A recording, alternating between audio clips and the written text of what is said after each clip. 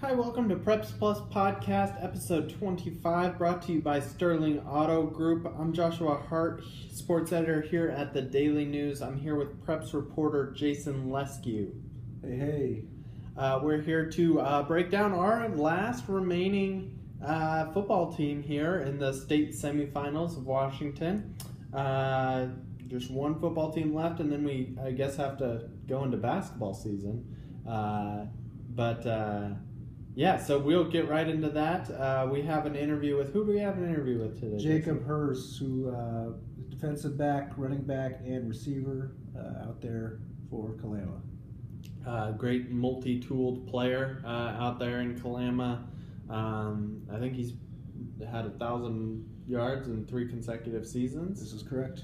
And he's done it in myriad different ways, so rushing, receiving, and combined. So great little player. So we'll have an interview with him later in this podcast, probably not too much later. It'll be a nice short one today.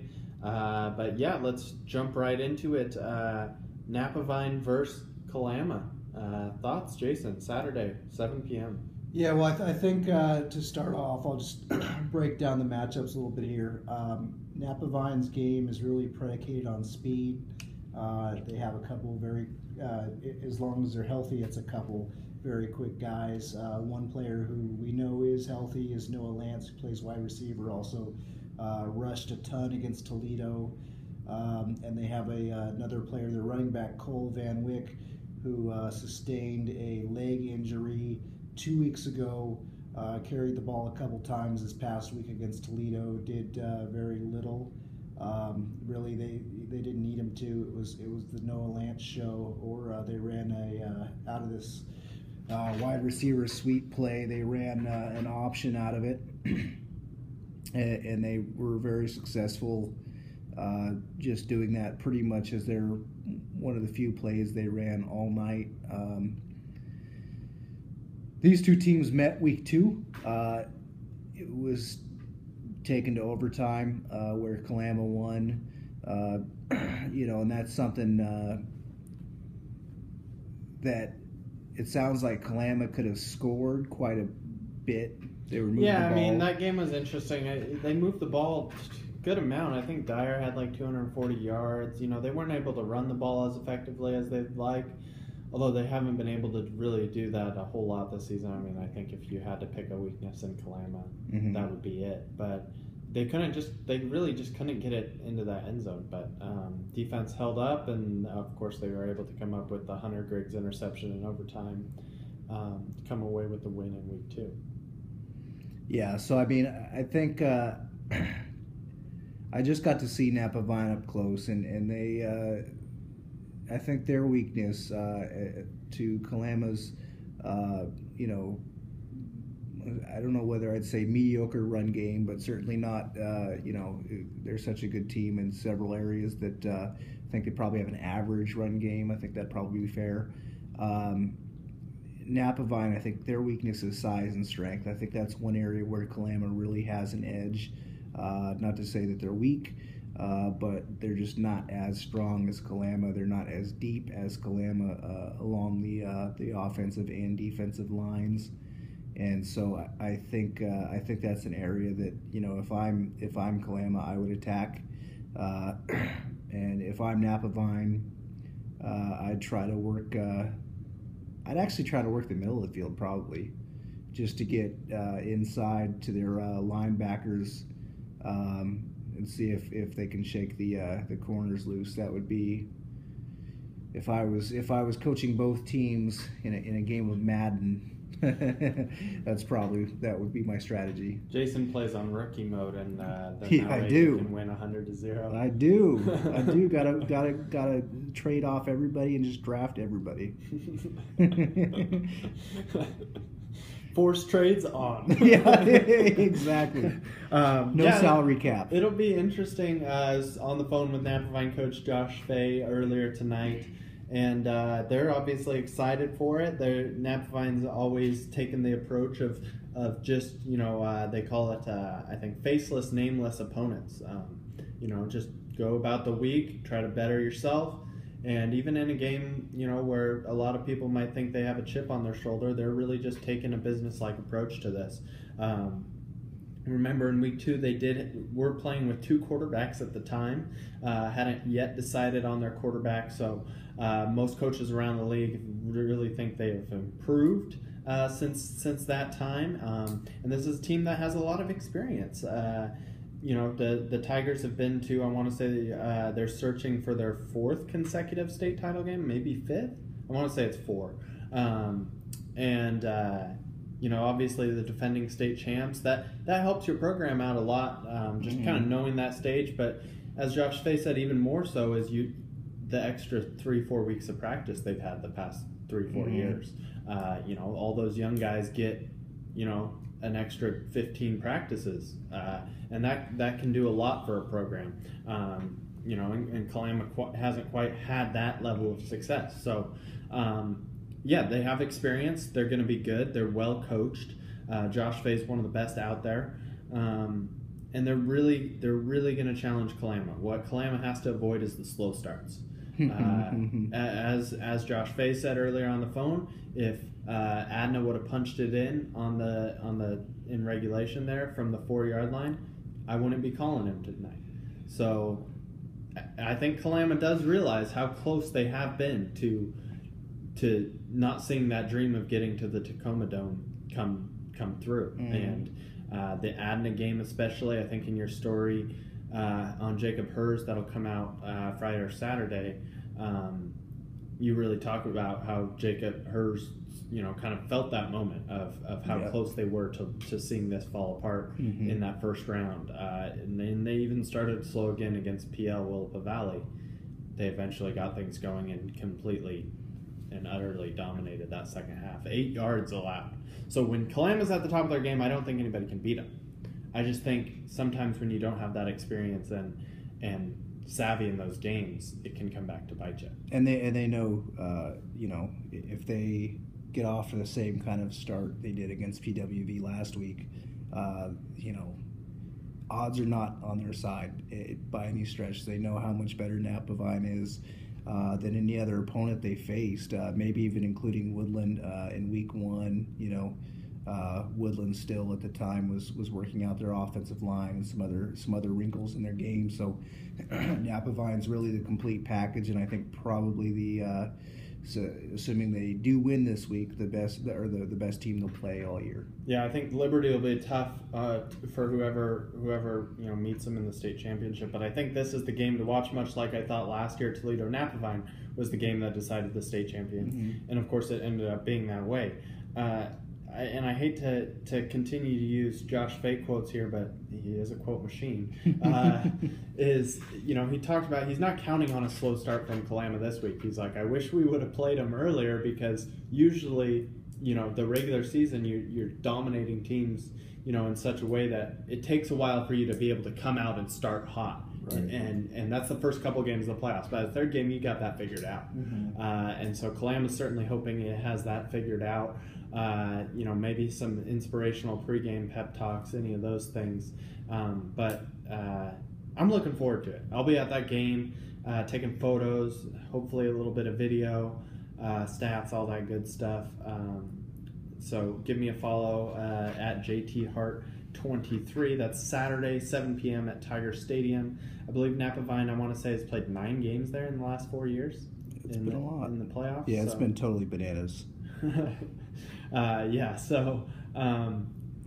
lot of experience from that group. Kalama, though, I really like Kalama. You want to give a score prediction, Jason? Oh man, this is probably the toughest. Not that I've been totally accurate in these this year, but we're the last 2. I know that's although I will say a lot of it comes down to college picks.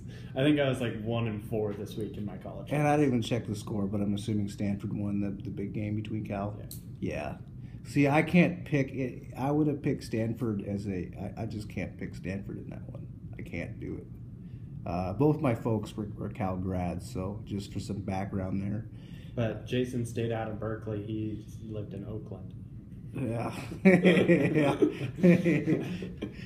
It's all right. I got to cover the I got to talk to LeBron. It's cool. And I got to talk to Alex Dyer, so we're even, right? Oh yeah, probably about right. I'll say 21-18. Kalama. It's interesting. I won't. The last couple of weeks, especially Napavine and Kalama defense, I didn't think people could score on Kalama the way it has. Mm-hmm. I would think this would come down to a defensive battle. Most thought it would in week 2, and it panned out that way. Most thought they'd meet again in the playoffs, and it panned out that way. But Kalama's defense can be so good, but it can be spotty at times. I think Kalama wins. I'm debating whether it's going to be high scoring or low scoring. I think they'll go toe to toe, though. I don't think it's going to be a blowout type of deal. Right. It's going to be who can make a play at the end. Yep. Let's say Kalama 27, Napavine 21, and Dyer leads a touchdown drive in the final minute. So my question is, I'm going to up the ante here. On mine... we're not betting any money, Jason. There can't be any antes. We're betting M&M's. M&M's and rock stars or Red Bulls or coffee. Likes those. Okay, there you go. Yeah, yeah. So the way I get to 18 for Napavine is that they go for a 2-point conversion at some point in the game, whether it's early or the third quarter or whatever. How does Kalama get to 27? Do they miss an extra point? Yeah. Okay. Or a 2-point, or something. Some kind of conversion. Yeah. Okay. I never pick the solid round numbers for high school teams because there's always some weird stuff that happens. Mm-hmm. This sounds about right. Because they're not. I don't think they're. I mean, I like Logan Jones as a kicker, but he's not kicking 2 field goals. Right. So yeah, I think they miss an extra point. No offense to Logan Jones, he's an all-division second-team kicker. I just think weird stuff happens. Yeah. Well, and it's probably not going to be the best weather anyway. Yeah. Let's hope it's somewhat dry though, because last time at the Napavine game, I had my girlfriend holding the umbrella over my stat. I use the iPad to keep stats. I had my girlfriend holding the umbrella over it. If it's not that way this time, it becomes kind of a mess. And Josh was there for the Toledo Napavine game in Centralia last year when which was terrible. The game was awesome, but it was horrendous. It was a monsoon. I heard about it and I looked up some pictures, and holy cow! If you weren't there, you might have made the right choice. Yeah, it was bananas. Bananas. That's our word for tonight. All right, we'll jump right into the Jacob Herz interview, and we'll come back with just a little short conclusion of the rest of our local football teams that'll take not very long. So we'll jump right into Jason's interview with Jacob. All right, so I'm here with Jacob Herz, Kalama football, receiver, running back, DB, kind of jack of all trades, master of some. Which is a rarity in football. Kind of just talk to me about how this season's gone, Jake. I know that there's been mostly ups and very few downs, but what have some of the key moments been? I would just say, the leaders on the team picking everybody up. When we played Adna 2 weeks ago, they scored 2 touchdowns right off the bat, and everybody's like, "Hey, we're gonna come back," and literally that next kickoff, Tucker ran it, 70 yards, scored. But yeah, the biggest thing this year is just positivity. If everything's positive and everybody believes we're going to win, we're going to win 99% of the time, or in this case 100 so far. Okay. One thing,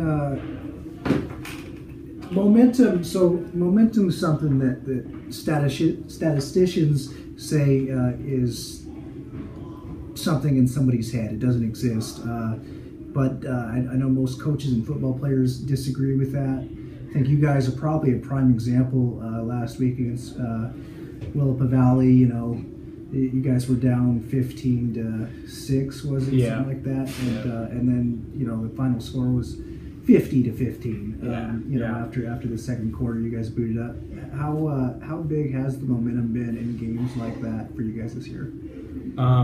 Huge. Like I said, you're down 15-6, and you think, okay, these guys are actually playing with us, and that's the big thing about us this year is we play down to everybody. We play down to everybody's level, and that second half comes out, and we just destroy people. And momentum is a big factor. And if someone doesn't believe in that, then their team doesn't have momentum. Last year when we played Toledo, that whole game shifted when they got momentum, and I believe that if someone makes a big play and everybody celebrates on it, it's going to make the other team think, oh my God, who are these kids, And then, you just keep adding to that, and pretty soon any team's going to break down, Okay. So week 2, you and Napavine faced off. That one was a game where either nobody had momentum or everybody had momentum until the final play in overtime there. How difficult, how draining was that game, and what did you learn from that game that you could take into this weekend? When we walked into that game, we knew what had to be done. We had to beat number 1 to be number 1, and we had a couple plays that got called back, and that's whatever. That happens. But playing them again this week is we have to have the same mentality, and we know now more weapons that we have, especially when we played Woodland. It was kind of more of we gave the ball to people we knew could score, and but when we played Napavine, it was the ball was so spread out. I think we had 6 receivers with 20+ yards. That doesn't sound like a lot, but when you have 6 receivers with 20 or more yards, that's a lot of yards. Right. And I really just think that, we match up better with these guys better than anybody in the state, because everybody just does that power G run up the middle, and it's going to be a good game. Okay. And what have you seen? Have they changed after watching film on these guys? Have they changed much from the team we saw 10 weeks ago or so? I think they're clicking better. The first time we played them, we knew they were going to be good, and they are a very good team. And Stanley, he looks like he's throwing the ball a lot better, which is kind of scary. But right. I think we have a DB crew that can do what needs to be done on Saturday night, and our D-line. I think if everything goes right, it should be a really good game. Okay. We just got to start out fast. Right. That's the biggest thing. Which is for you guys, that's huge, right? Yeah, it's very huge. It's big. If we start slow, they're gonna kick us. Okay. And if we start fast, then it's gonna be a game. It's gonna be a really good game. Okay. And as someone who plays 2 ways, what's your view on the biggest strength of this team? Obviously, when you score 50 points in a playoff game and you score 35+ points in almost every single game you guys have played. I guess after week 3 on, you guys have scored 35+ points, right? Yeah. What's the strongest unit? Is it the defense or the offense, or what's your opinion on that? Honestly, I think that's a tough question. I think it's weird because when our defense does really good, our offense will start to do kind of worse. But when our offense does good, our defense will. I think our offense is better than our defense, just by a hair. But our defense is lights out. Right. Our D line is having 7 D linemen that are all really good and big, right, and want to hit people. That's key in a good defense. And Sean says that every week the defense wins championships, and this year has proven me nothing that it does. Defense does win championships. But this has got to be by far the best defensive unit Clam has had since you've been here, right? Oh yeah, definitely. What's made it so impressive, so dominating in a lot of the games you guys played? And just going back to the weight room, before season, I think we had 20 people in preseason in the weight room every single time. Right. Doesn't matter who it is, you get 20 people in the weight room, you're going to be a good team. Mm-hmm. And everybody's just building stronger. And a lot of people set a lot of new PRs in weightlifting, which is huge, huge in football. Right. Have you noticed? After the Nacelle game this past weekend, Coach Eaton, their coach there, said he read the article we did a week or two ago on your guys' and how everybody pretty much was in the weight room, and one thing he was initially wondering was, on film you guys haven't slowed down, but have you noticed you guys have gotten quicker as a result of lifting, or? Oh, yeah. Tucker Wetmore is a prime example of this, and so is Alex Dyer. I have never seen a quarterback make so many people miss in a play. He is phenomenal. He is one of the best athletes I have ever witnessed. And Tucker has gotten stronger and faster, and Corbin Burns is just a freak now. I mean, he makes a lot of people look like children out there playing. Right. And our offensive guard, Abe Baugh, that kid, he's a big boy. Yeah. I mean, he beat me in squat this year only by 10 pounds, but he's a freak of nature. And you're squatting that much? Yeah. So wait, he was squatting. Let me see if I remember. He's what was he squatting? 180, 190 for a max. Maybe that was consistent. Maybe that was just on a regular set. Yeah, his max is 365. Ooh. Okay. Oh, you know what? I think he might have been talking overhead. I think he was also mentioning overhead squats. Yeah. Power clean and jerks. Okay. Yep. Got it. And Sean teaches everybody how to power clean and power. Someone had told me that power clean doesn't do anything for you, but it works 60 different muscles at once. It's pretty important. Right. So you're squatting 355. How much do you weigh? 100. This year I got up to 195, but I'm 185 right now. Okay, so almost twice your weight in your squat. Yeah. Okay, that's impressive. Yeah. Well, last year my max squat didn't change. Last year was 355, and this year is 355. But that's pretty good. I like it. Yeah, I bet. I don't like squatting either. I hate it. Right. What's been the most excluding weights and some of the training that you guys have done here, what's been the most important part of your off-season preparation? Did you do any running, any work on your routes, anything like that? Or me personally? Yeah. So this last year, I think I went to 4 or 5 football camps. Okay. And some of them were a week long, and I went with Corbin Burns and Casey Larinaga. Being out there with those college players and all these different athletes, it really motivates you to do your best at that moment. Okay. And I think, going to all those, I learned so much this year that I passed on to everybody on the team, and it was a really good learning experience for me personally, and I think it really helped me out a lot. Okay. All right. Well, there you have it. I guess any last words before we wrap this up? Thoughts on this weekend, or you just got to bring it to them. All right. We're coming for them. There you go. All right, Jacob Herz, Kalama football, running back, receiver, DB.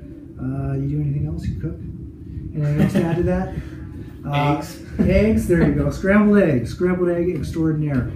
All right, well, we'll cut back to Josh and I, and thanks for listening to this segment. And we're back. So that was Jacob Herz sitting down with Jason Leskiw at today's practice. As far as the rest of the team goes, what was the biggest surprise for you this year, Jason? Toledo a little bit. As far as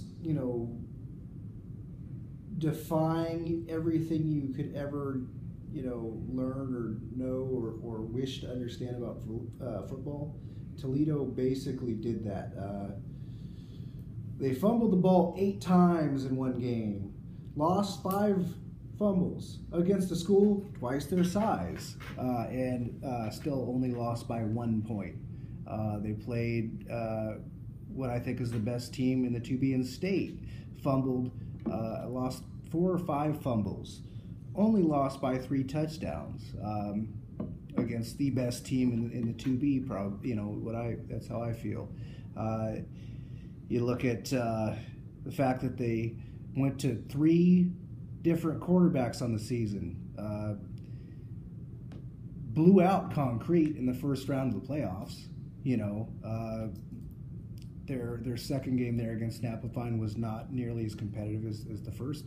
But again, Napavine's a very good team that, as we just talked about, has been to the state championship game a lot recently, and has talent everywhere.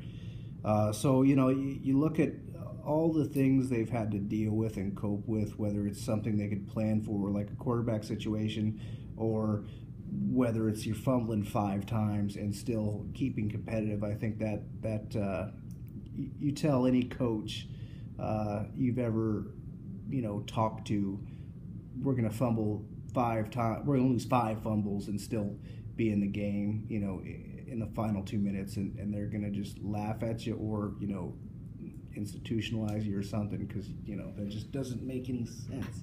That is crazy talk. So yeah, Toledo's my big surprise. I have to go with Rainier, not because I'm surprised they made the state semifinals.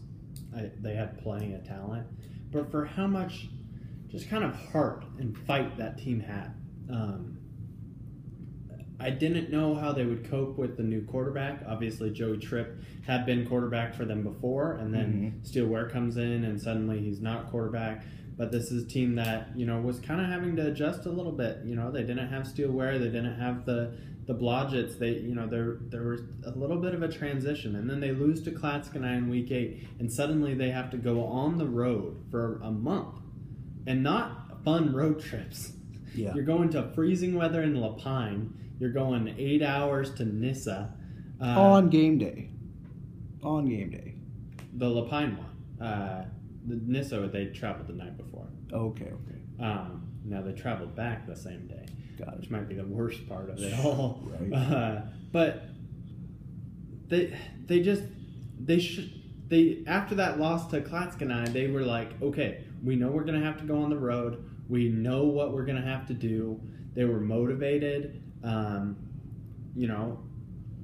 No offense to Cooper Blodgett, it blows my mind that Joey Tripp isn't the first team quarterback in that league. Cooper Blodgett's a great quarterback. He's a good athlete. All kudos to him. But Joey Tripp, this guy is, as Mike King puts it, a warrior. And I think they could have been in that game. I think it would have been neck and neck with Sandy M. Christian if Dawson Carr hadn't gotten hurt before ever touching the ball on offense.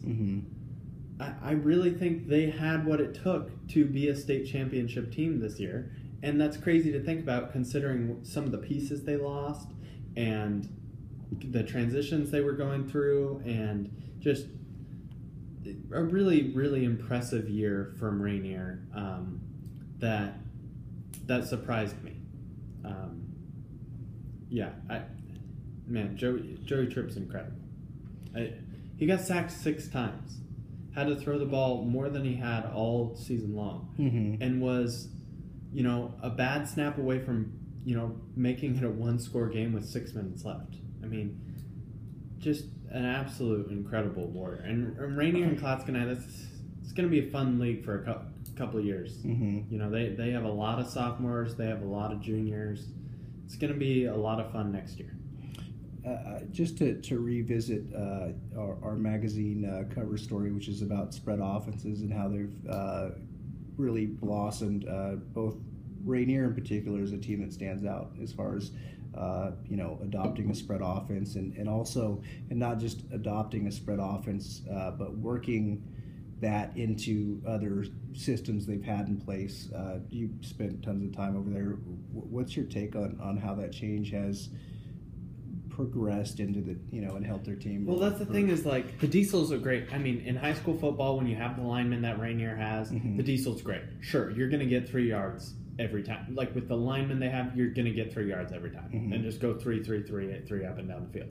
By introducing the spread, now last year they almost ran it exclusively. This year is about 50-50, and what that did was it allowed so much running holes to come about, because you have to when they're switching offenses, they can do it mid-drive too. Right. It's just a 3-man switch. There's 3 guys that come off, 3 guys that come on, and as a defense, you have to change personnel. You have to figure out between going just straight up to middle versus trying to spread out and then condense. I mean, it just opened up running holes. Now, everyone says, oh, the spread offense is primarily a passing thing, right? Rainier never threw the ball more than, until the final game, the highest they threw it was 19 times.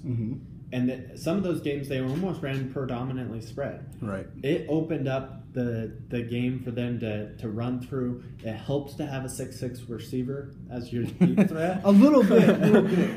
And as your story said, the athletes are what's making this change. Like, if you have a 6'6" receiver, you know, of course you're going to run a spread. Like, you'd be silly not to. I mean, like I think I've mentioned before, the late Kurt Cramey up in Linden, he used to run the wing T, right? Wing T, I mean, diehard supporter, right? And then his basketball town in Linden, he was like, why are we not having the success the basketball team's having? And he discovered the spread and was like, hey, maybe I'll take these 6'5" basketball players and let them, you know, there's an idea. Use their athletes.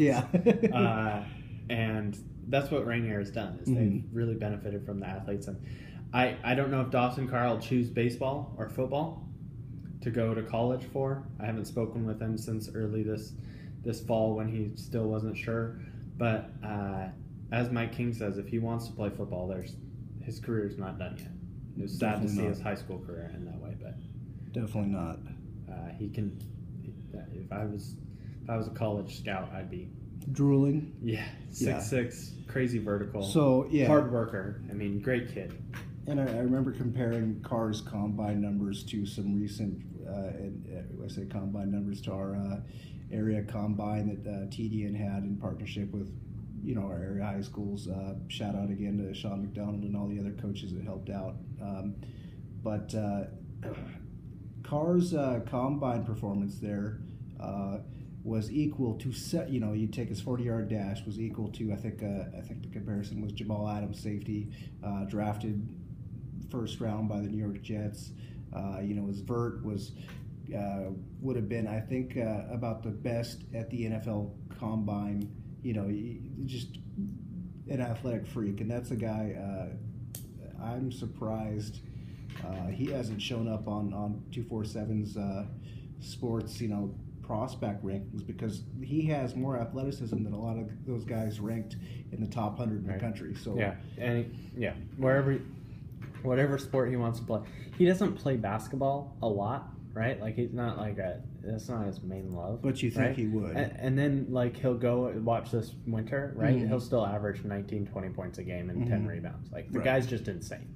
Off the bench. No, he's a starter. But, yeah, the guy's insane. So, again, we went long on this one.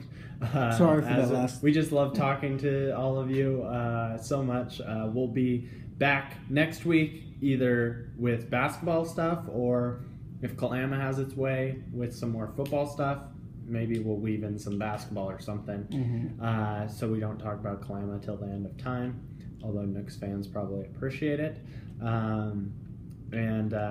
Will's basketball magazine comes out the 24th. I'm at this Saturday, Kalama, Napavine, and you can follow us at TDN Preps, follow us on Facebook, or like us on Facebook and Instagram and all that good stuff. We promise it will be bananas.